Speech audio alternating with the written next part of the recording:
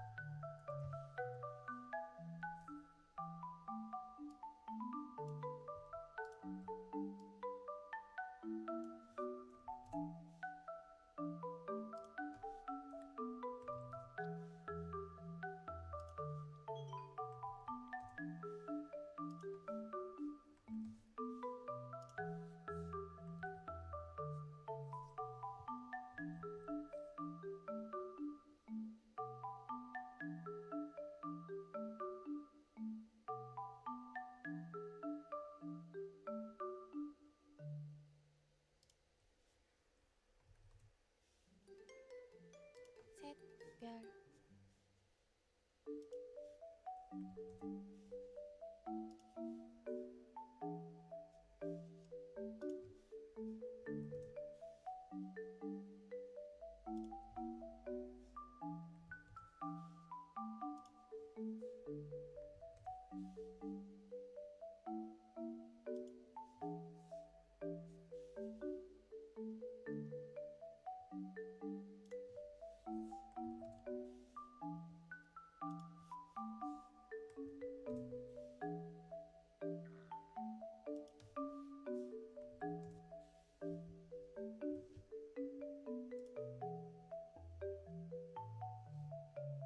Hey, babe.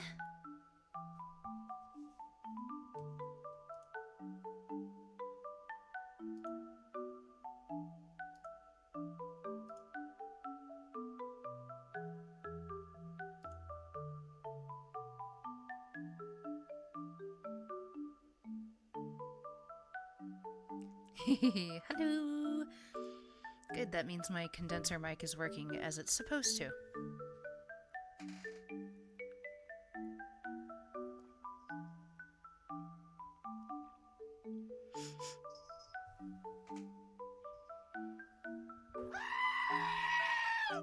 We haven't even started yet. Obvious jump scare incoming.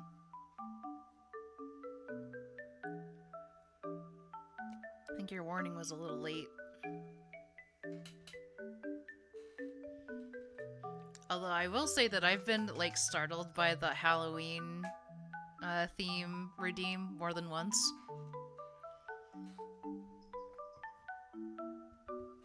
Because it's just so sudden.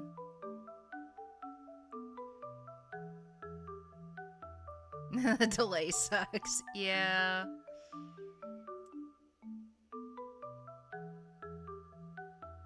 It is what it is.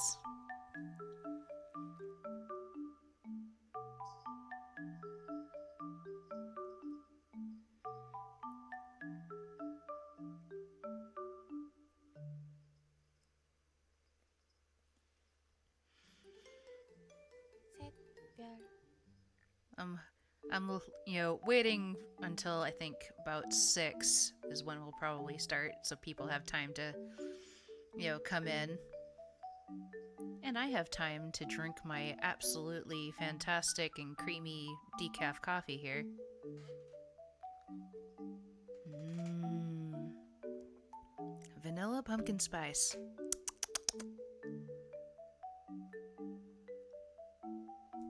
Hard to believe that Thanksgiving is like next week. Which I suppose is pretty good for me because it means that I get a 4-day weekend. Since our Thanksgiving is always on a Thursday.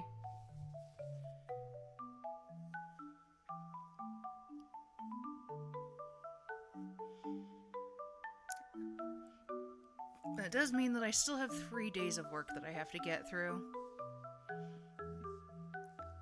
Pardon me. But we're going to Grandma's this year, so that's something, I guess.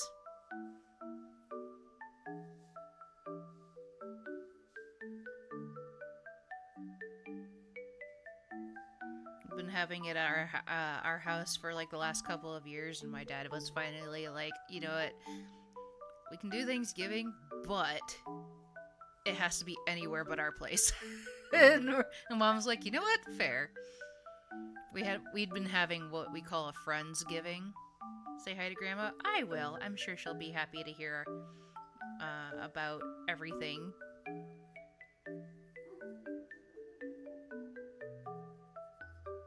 Oh, I hear Sam barking in the background.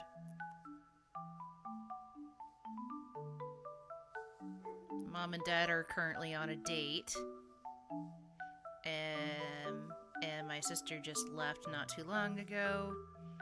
She said where she was going, but it was kind of hard to hear what she was telling me, so I know she said she was going out.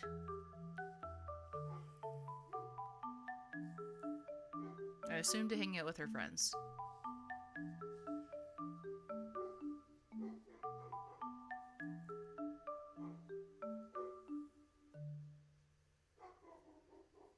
And in fact, because they're being frenzied, and I'm the only one in the house, I'm gonna go check on, I think it's Bo who's barking right now. Oh, I will. Alright, give me just a second, I'll be right back.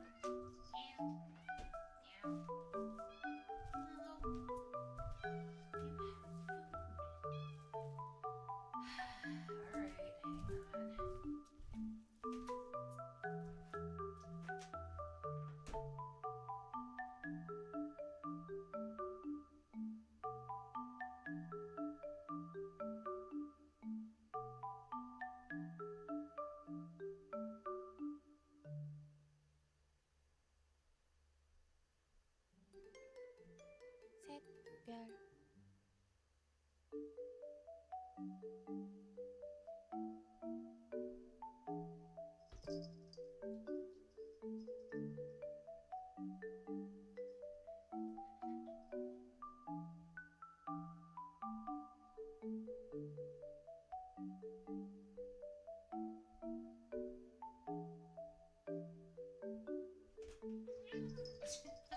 So excited. Yes, yes. I know. Oh, you poor starving thing. There. You can't say I didn't feed you. Hi, Macaroni. Hello and happy Friday. I went to go check and see why my sister's dog was barking, but I don't know why he's barking. Granted, he barks at random things. Like the pressure cooker. I believe he is also afraid of the ceiling fan. And the, what was it? The vacuum cleaner. Mm-hmm. And he's not a small dog. He's a Newfoundland. He's a huge dog. So when he barks, he sounds pretty scary to other people.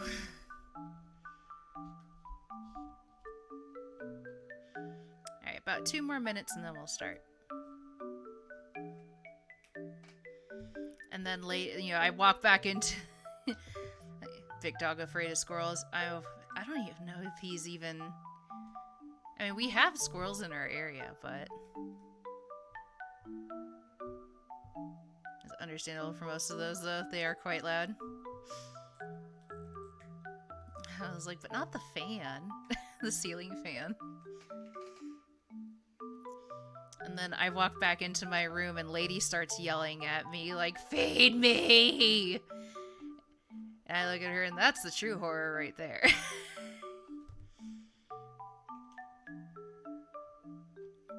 Keep in mind that Mom did feed her before she and Dad left on their date. Though she's technically been fed, I gave her some crunchies to hold her over. The ceiling fan moves scurry. Scurry, scurry. So scurry.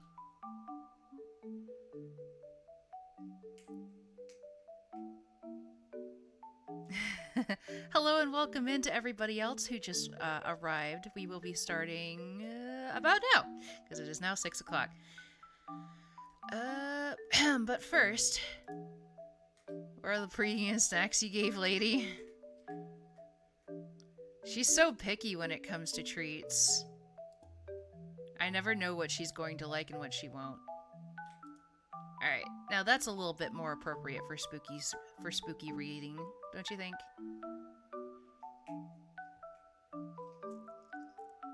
Got my Halloween avatar up. Ooh, welcome to my stage. Now, before I begin, all of these stories can be found on the Creepypasta main website under Narratives OK. I will still be telling, I'll be reading out the title and the author if an author is, an author name is available. I have not necessarily read these through beforehand. This is why this is a cold reading. So I cannot necessarily guarantee that the story is going to be good. However, I think we can probably do a rating system afterwards. Sound good to you guys? That's why you asked. Oh, done crunching over there? I'm probably not going to finish my decaf before it gets cold. And Lady did not get her favorite snacks!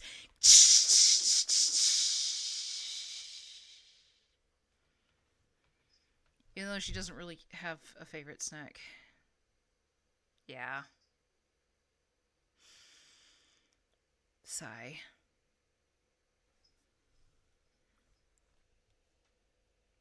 we're gonna turn on our music.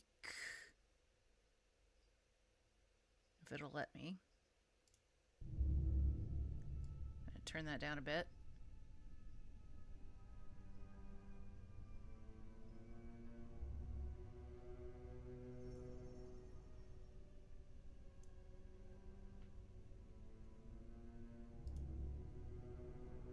Ah, yes. Ambiance.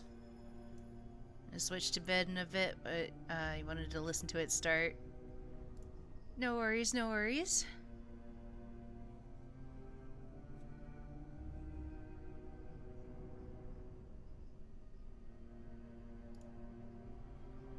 Alright. The first story that I have on the chopping block, so to speak, is called The Shadow. Written by Friendly Stranger.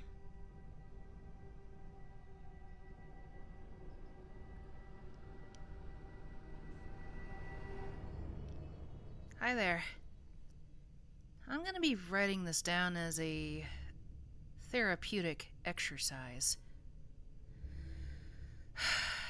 I hate these therapists. They think they can help. But trust me, after the events I'll soon be retelling, they can't help. No one can help. From what I've seen, you can't just forget about it. No. It's something that's burned forever into my mind. It was one of those days, the kind of days you just want to go home and sleep, forget about the day before. I, God knows why, could not have this simple luxury. I'll start off by saying that I have had a fairly average 27 years of life. Not much ever really happened to me. I stayed out of trouble, kept to myself, got good grades, so on and so forth.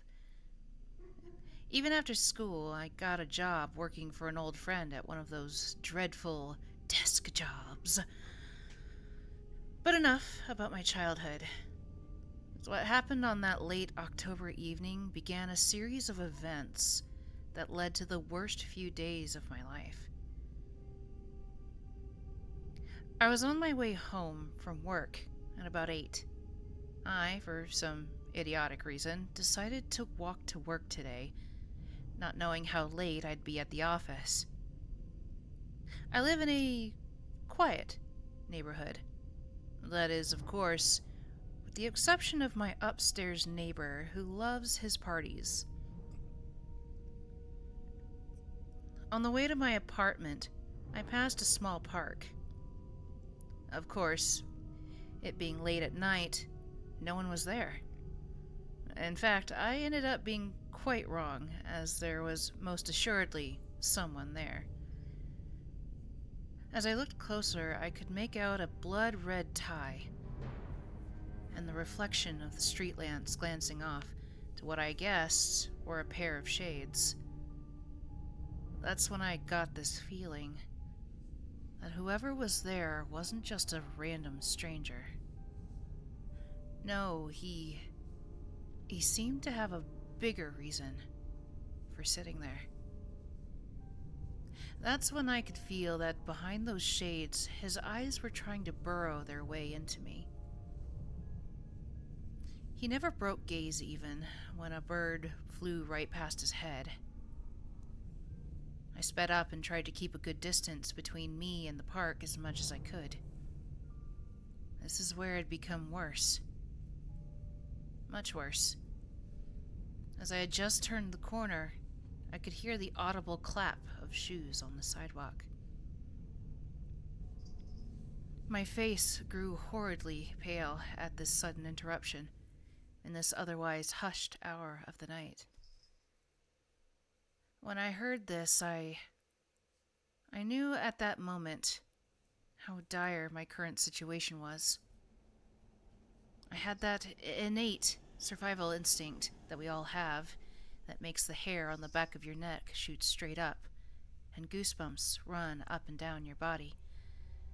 At this point, he began to get so loud that it was as if he had merely been behind me the whole time.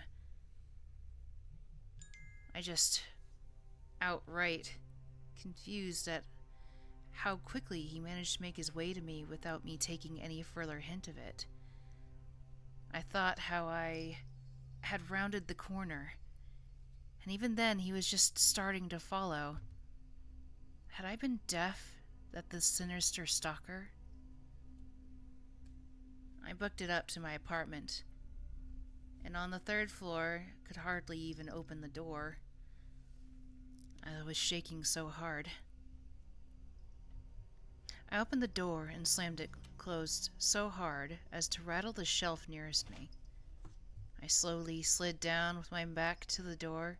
I began to shake so much that even the old wooden door had shook with me. I started to take deep breaths until I could at least control myself. Then I remembered how close he came to me and realized that he may have seen me run all the way up here. I mean, he covered a whole block before I realized him the second time. I jumped up, still panting hard, and peered out the peephole. I held my breath as not to attract his attention any more than I had already. The odd thing, though, was that all I could see was just blackness. I then wiped the glass, thinking maybe something could be obstructing my view. When I looked back, there was no more blackness, though I now wish there had been. No. It was instead replaced by an eye. A grotesque, disfigured, pure red eye. I gasped loud at this and jumped back, soon realizing that I had assured it to where I was. Though as he continued to stare, I had an epiphany. He didn't require any assurance at all of where I lived. No. He already knew that. When I recovered from my shock, I looked back through once more, hoping not to regret it this time, only to see nothing, or even a stranger. Even hearing any opening or closing of doors. Did that mean that he was just waiting for me to open up? To just look out so that he could barge his way in and do God knows what to me? No. I wasn't going to play his game. I would lock the deadbolt, grab my gun, and set it on the nightstand and go to bed. I thought myself to be brilliant. How ingenious. No one would ever get past me, I said, a little bit to myself, a bit too loudly, perhaps. I was a fool. Such a fool for not calling the cops and reporting what had happened. Even if I would have sounded crazy, at least someone would have known about it. No. Like the arrogant person I was, I got out my gun and set it out for me to grab in case and tried to go to sleep. I tossed and turned for what seemed like ages. No matter what I dreamt of, it only got worse.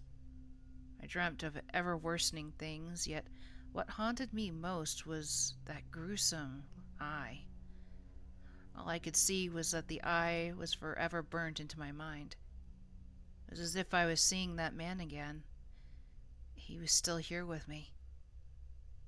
It made me feel as though he had never even left the place.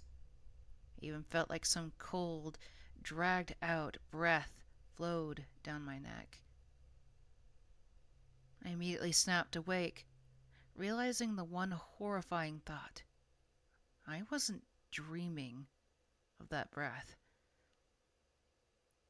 The hairs on my neck were erect with fear as I sat straight up in bed, noticing how cold I'd gotten. It was as if my body was telling me something was there, hiding, just beyond my view, stalking in the shadowy corners of my room.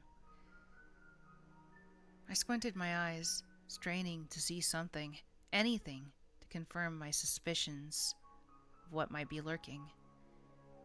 And that's when, And I swear to God, I saw the slightest shimmer in the shadows. That shimmer, it almost looked like sunglasses. My jaw dropped at the one thought that shook every fiber of my being. That one thing of a man was here with me, and at this realization, I threw off my sheets and reached for my gun. I couldn't believe it, though. There was no gun on my nightstand. This was all wrong. I would never misplace it, and I would have heard it if it fell. No, it had to be there. It had to... Oh, God. He took it. That shadow that I thought I saw had taken my gun.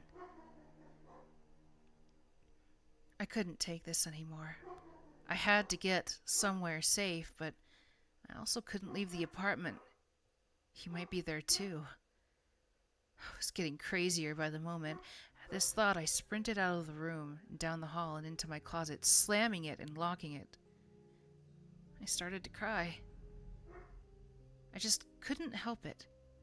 This was insane. That's when I heard him again. A slow, patient clapping of shoes down the hall. Finally stopping at the closet door where I hid. I heard a quiet scratching coming from the other side. It was slow and deliberate, as if it was writing something.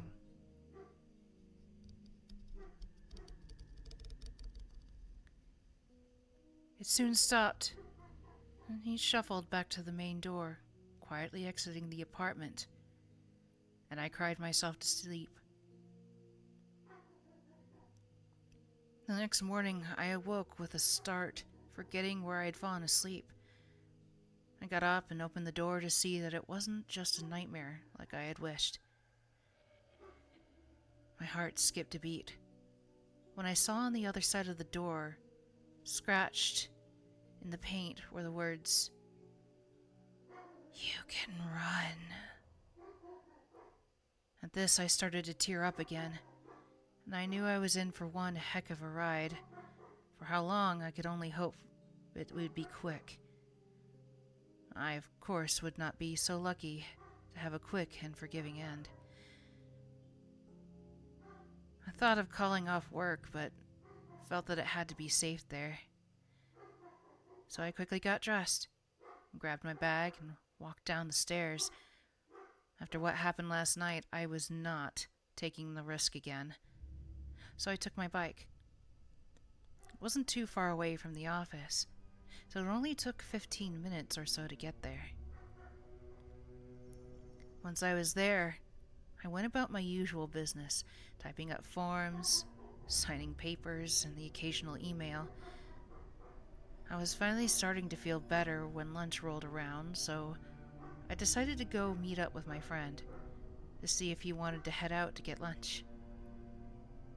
He agreed, and we headed off outside to one of the many picnic tables sitting around the lawn.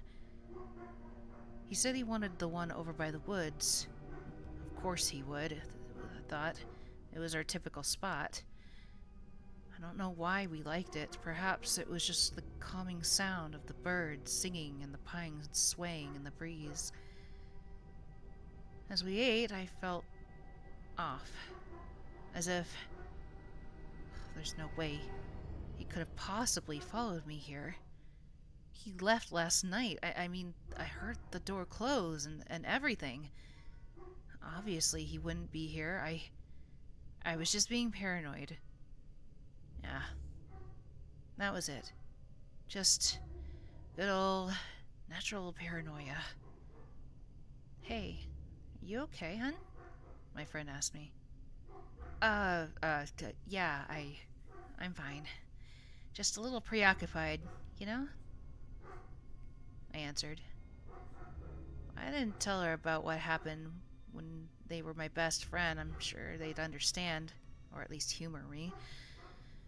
Oh well. I'll just be more careful during the nighttime, I guess. Maybe I'll... Wait, what was that?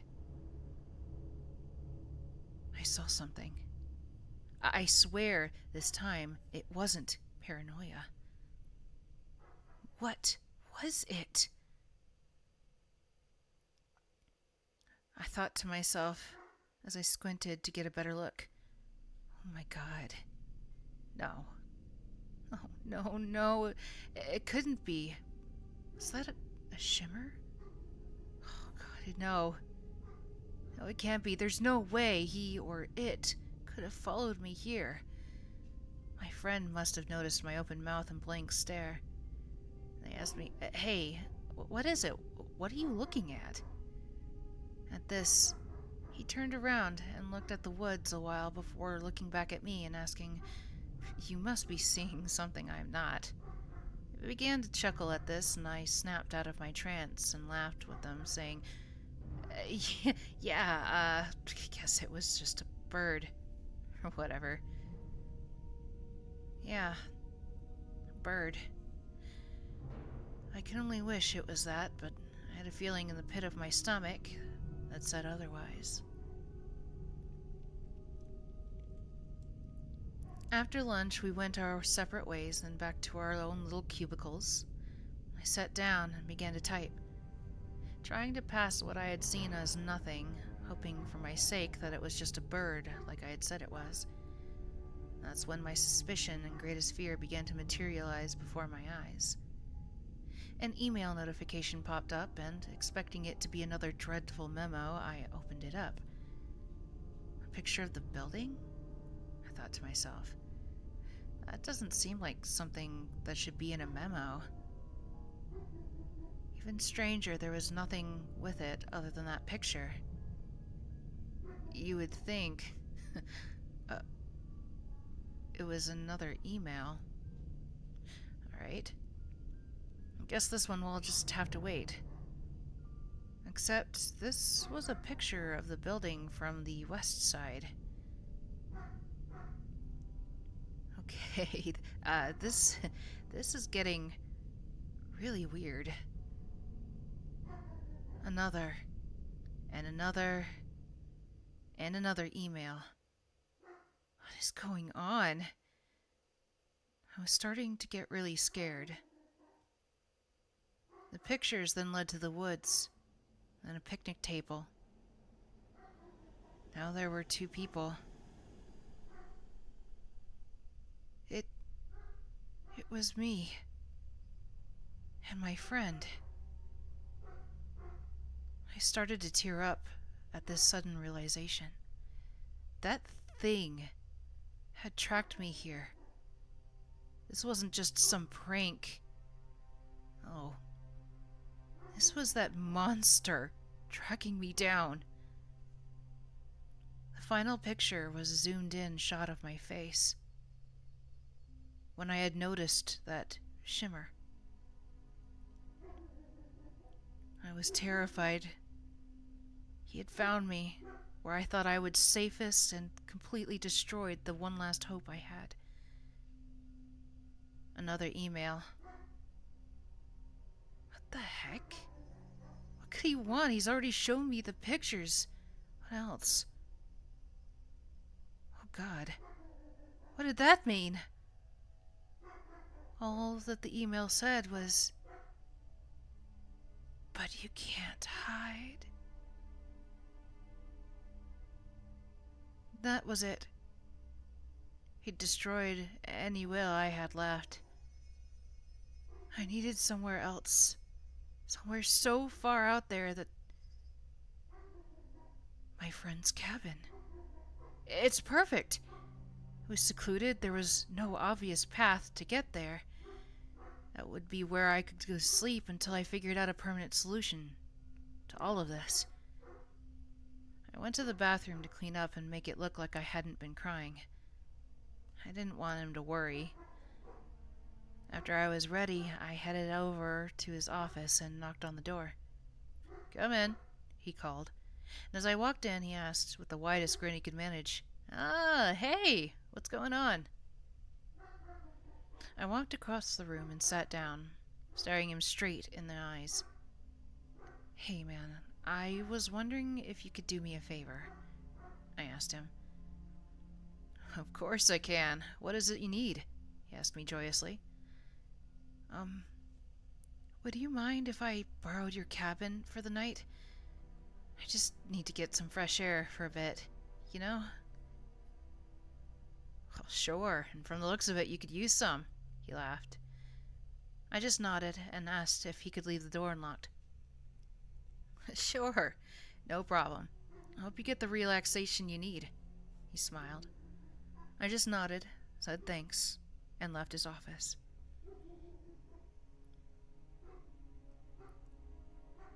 I had just punched out for the day at around 6. Whew, I thought. This time it wasn't going to be as dark as it was yesterday. That's good. I ran down the stairs, or, well, took the elevator, that is, because running down 12 flights of stairs did not sound all that fun. That's when I bumped into my friend on the way out, and he offered to give me a ride out to the cabin. I took the offer, thinking that if I could put some real distance between me and the stalker, I should be fine. We drove for about 30 to 40 minutes out into the woods, and turned down a dirt path that was pretty well hidden. That is, unless you knew what you were looking for. That's good. It should be near impossible for him to follow now. Of course, I had already proven me wrong twice before. When we finally got there, I was relieved to finally be somewhere that seemed as safe as it got. Safe. Safe was far from what it was, and what would proceed in the coming night. He unlocked the door and let me in, giving me a rundown on what was where and pointing out that he had a spare car out back. He said it didn't have a radio or anything real nice, but worked great if I needed it at all. Showed me where the car keys were hanging and then headed back out to his place in town. I thanked him again and started walking around the house, checking it out. It was a pretty basic cabin, with just a bedroom, kitchen, living room, bathroom, and some closets. It's great. More closets, just what I like to sleep in. I was so tired I was starting to make dumb jokes at my own expense. I got ready for bed and began another night of tossing and turning as I embraced another dreadful rest. God, I couldn't sleep no matter how much I tried. That creature had finally managed to burrow his way into my mind. All I saw was that terrible, awful eye from the peephole and the slow, methodical clapping of shoes, followed by that horrific scratching on the door. I shot awake once again, drenched in cold sweat. I sighed out loud, thinking about how real all the noise had seemed, but realizing it was just my mind playing tricks on me. I had to get sleep if I was going to be at least a little bit functional in the morning. I'd only come out here for the night, so I had to make the best of my stay. I got out of bed to go make some tea, hoping it would calm me down enough that I could catch some Z's. I scavenged around nearly empty cupboards and cabinets. This makes sense, as though my friend hadn't been out here since summer. I found some green tea bags hidden away on a top shelf, and began mixing some up immediately. I grabbed my mug of tea and groggily stumbled towards the sliding glass door at the back of the cabin. I sipped on my tea for a while and just taking it all in. It felt odd. I had expected that thing to have been here by now, stalking me, chasing me down, making me run for it all over again. I guess I had been right. It hadn't followed me out here. How many times would I be wrong before realizing how naive I was? On my way back to the room, I saw something that stopped my heart and made all the despair come rushing back. On the other, the door, scratched in once more, was the message: "You can never hide." I dropped my mug as I read it, and knew that the clapping of shoes and scratching I thought had merely been a dream had been real. The mug smashing against the floor snapped me out of my realization, and that's when I heard it. That blasted clapping. That unavoidable clapping of shoes. It was here.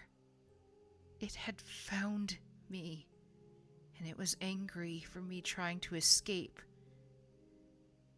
It wanted to finish the game of cat and mouse once and for all.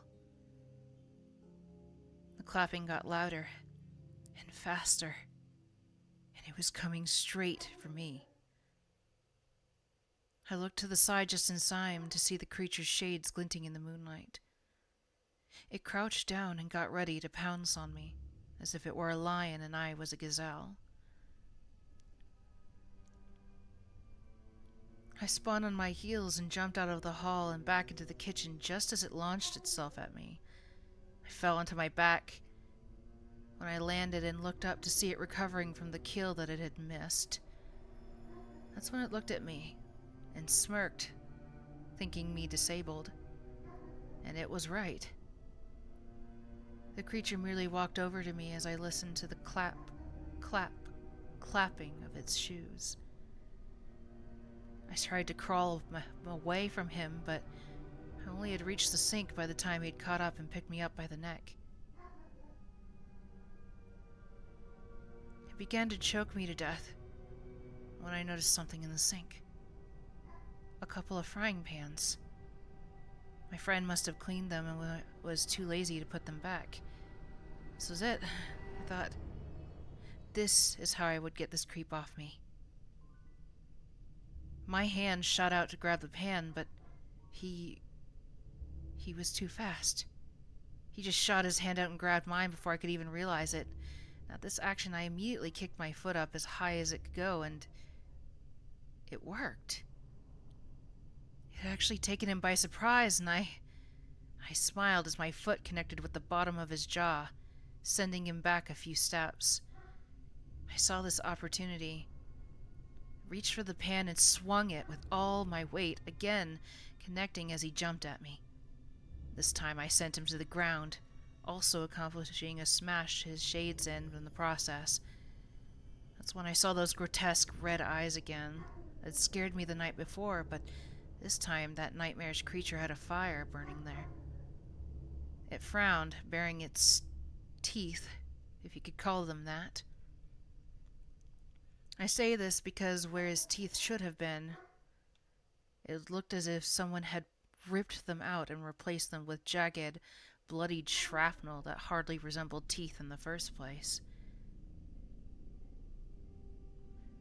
I threw the pan at it and ran for the back door, reaching for the car keys hanging up next to it. I blasted through the door and ran for the car, knowing that it was my final escape. I got to the car and jumped in, trying to turn it on, but the motor wouldn't turn over.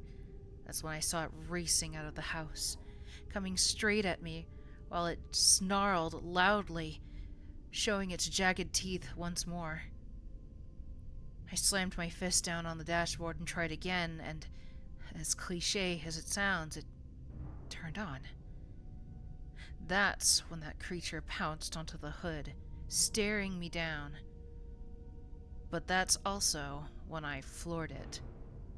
It smacked against the windshield and went sailing off when I slammed on the brakes. I thought I would send it tumbling away, only to find out how graceful the hellspawn was. It planted its foot and pivoted around, letting his other foot land behind him and plunging his claw-like hands into the ground, almost immediately halting his slide backwards. I didn't take any more time admiring how he had done that, and punched the gas once more. This time, when I hit him hard. I practically flattened the thing, Of course, I didn't even stop to check if it was dead, I just kept driving. That's when I glanced in the rearview mirror. No body was lying there. I ignored this, as I knew nothing could have survived that impact.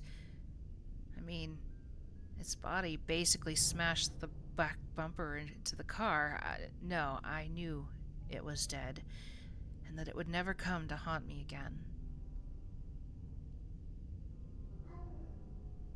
Not much happened after that, except that I had a falling out with my friend for trashing not only the car, but scratching the door and the other messes I had made fighting the monster. That's okay though, as I can still work there, but I did have to move to a new apartment. Too many bad memories in the last one, you know? It's been a couple years since the whole incident. I've been getting along pretty well. I actually got an email from my old friend saying that he wanted to come by and end on a different note. I guess we did end on a bad note with the fight and all. Oh, I think that's him now. I can hear the clapping of shoes coming down the hall. Very funny, man. Quit scratching the door and get in here. He won't stop. Oh, well, I guess I'll just open the door for him. I'll have to remember to finish this entry later.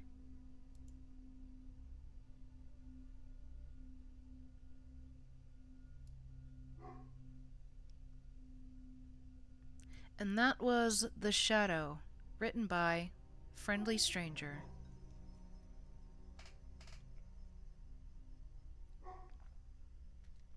So for our first cold reading, I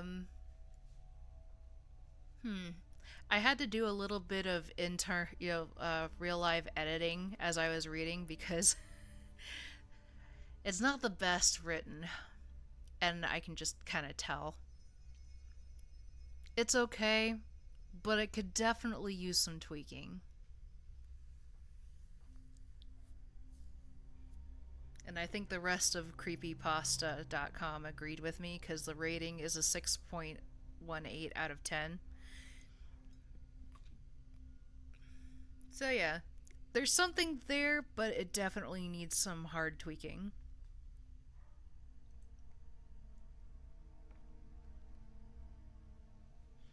Also, once again, apologize for the dog barking in the background. I don't know what he's barking. I've already gone to go check to see if there was something going on, but yeah, I don't know. I was like, our neighbors also have dogs, so they could also be communicating with the dogs out back. The dog barking helped. Glad you think so. With the atmosphere. I was like, if you say so. And then a lady decided to jump up while I was reading. Yeah, I'm talking about you. She's not looking at me right now. Hello? Your room smells bad. Yeah, but she's not gonna fix it. I know. How can you stand it in here? It's really bad. I've gone kind of nose blind to it. Yeah, I'll open the window at some point. Yeah. But there's not much. Say hi to chat, though. Hi. I was gonna let you know. I was planning on leaving around 9 o'clock tomorrow morning for the craft show. If you wanted to go. Okay. That should be fun. Yeah, she's pretty stinky. Yeah. I don't know. I don't know if we have any more litter in the garage or not. But that might be one of our stops tomorrow. Cause girlfriend. Yeah, you should be ashamed of yourself. Yeah, I don't know what it is that's causing that necessarily. Alright. Anyway, we're home.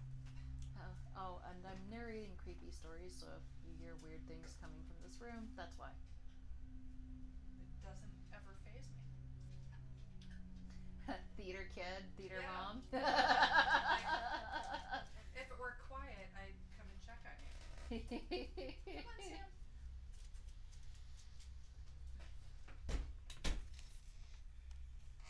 on, Sam. Mother, save me, please.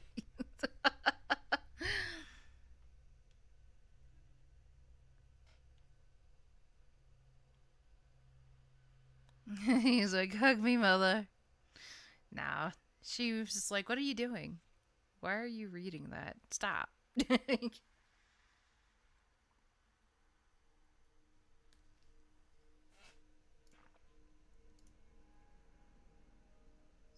Okay, this one has, this one looks more promising.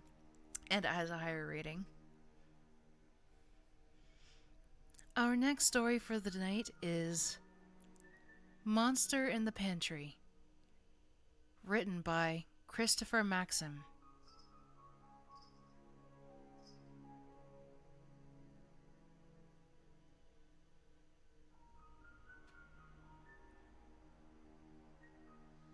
Unexplained phenomenon is a staple in human culture. Strange goings-on, paranormal in nature, are prominent in our lives in one form or another. You may not think about them all that often. There's always a piece in the news or a crazy story from a friend or passerby that makes you recall such strangeness. No matter how many times you forget about the subject, there will always be a moment that drags the notion back to the surface of your memory. For several years, I had forgotten all about the monster living in my mom's pantry. I had forgotten about it, that is, until now. I was 10 years old when I first became aware of the monster's presence. It was a normal evening at home, and my mother and I awaited my father's arrival while I helped her out with dinner preparations. I look back on these memories fondly. I loved cooking with my mom and was overjoyed whenever my father came home from work. I had what some would consider a picture-perfect childhood, save for one peculiarity. The thing that resided in the pantry would audibly reveal itself that very night. While cutting up vegetables for my mom's famous beef barley soup, I heard a scratching at the door. I startled, jumped, nearly cutting off one of my fingers in the process. My mom looked over at the pantry, then to me with a concerned smile. I looked to her for answers, utterly baffled by the noise. There it goes again, scratching at the pantry door. "What is it, Mom?" I asked. "I'm not too sure, sweetie, but it's been there ever since we moved in. Sometimes it scratches at the door, other times it'll knock food off of the pantry shelves. Some nights it doesn't make a sound at all." There was no comfort derived from her explanation. I was still frightened, and my mother noticed this. "It's nothing to be scared of, honey." "Is it something bad?" I asked. "No, of course not." Just then, the scratching recommenced.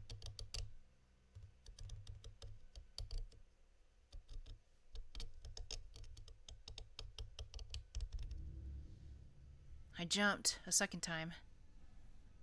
My mother walked over to the pantry door. "Here, look." She opened up as the scratching continued. Once the door was completely ajar, the sound ceased. "See, sweetie? There's nothing to be worried about." Despite my mother's comforting words, my 10-year-old heart couldn't help but race with fear. In the coming years, I continued to help her cook, but I never once set foot back in that pantry, convinced that the thing living in there was a monster out to get me. This fear was kept alive by the scratching that would otherwise interrupt happy moments. I ignored it as best I could, but sometimes I would have to leave the kitchen. Eventually, the sound stopped altogether. It's now been many years since then, and the both of my parents have passed away. In their wills, I was left everything, including my childhood home. It took me a while to come to terms with their deaths and move back in, but I eventually accepted the situation and embraced the living space where I grew up. It was the little memories sprinkled throughout the house that helped me cope. Sometimes I would walk into the living room and see my dad sitting in his chair, smoking a cigar, watching his favorite sitcom. At other points, I would see my mother in the kitchen making us dinner. These corporeal fragments of a time long since past kept me going. And after a while, the house felt like home again. Until one day. I had just arrived home from work when it happened. I sat down on my dad's favorite chair and flipped on the TV to unwind. Something crossed my mind, minus the tobacco. I actually had become my father. This put a bit of a smile on my face as I reclined in the chair to relax. Relaxation never came, though, as an all too familiar scratching sound emanated from the nearby pantry. My smile quickly vanished. I jumped up and ran to the kitchen to investigate. The scratching sound continued and increased in volume. I stared at the door, hoping an answer would jump out at me, but also hoping whatever was inside wouldn't do the same. Without many options at my disposal, I was forced to open it. Much to my anticipation, the noise ceased, and I found nothing beyond the door but some empty shelves and an old broom. This was the same thing that happened when my mother opened the door many years ago. But I was no longer a frightened child. But the sound's return was still unnerving. At least, it was at first. After a while, it became nothing more than a bothersome fixture in my otherwise normal days. Whenever I came home from work, woke up in the middle of the night, or sat down to watch television, that terrible scratching would invade my ear space, not stopping until I opened the dang pantry door. This routine continued for over a year. One night, however, everything changed. I had just gotten home from a long day of work and flung myself into the comfort of my bed sheets. I wanted nothing more than to drift off into peaceful slumber, hoping the day's troubles would melt away in the form of happy dreams and restful sleep. Unfortunately for me, the moment my head hit the pillow, the scratching started up once more. I groaned in anger, not wanting to leave my bed for anything, much less that damn noise. Because of this, I made the mistake of not getting up right away. I hit my internal snooze button and allowed myself to drift off for a few moments. When I came to, something was amiss. I didn't notice it at first, but the unsettling silence made way for a startling revelation. The scratching had stopped. How strange. It's never stopped on its own before. Perplexed, I jumped out of bed and ventured downstairs to investigate. What I saw upon entering the kitchen alarmed me. the pantry door was wide open. That can't be. It was definitely closed when I got home earlier. Turning the light on only revealed the unusual empty shelves. It wasn't until my hand met the wood of the door that I noticed something equally unusual.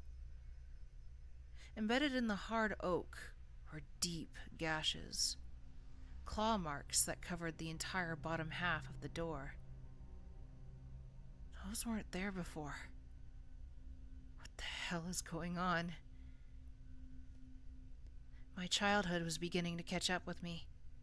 Memories of the pantry came bursting through the floodgates, the scratches, the nightmares, the fear. I wasn't a child this time, and I wasn't going to let a little superstition get the better of me.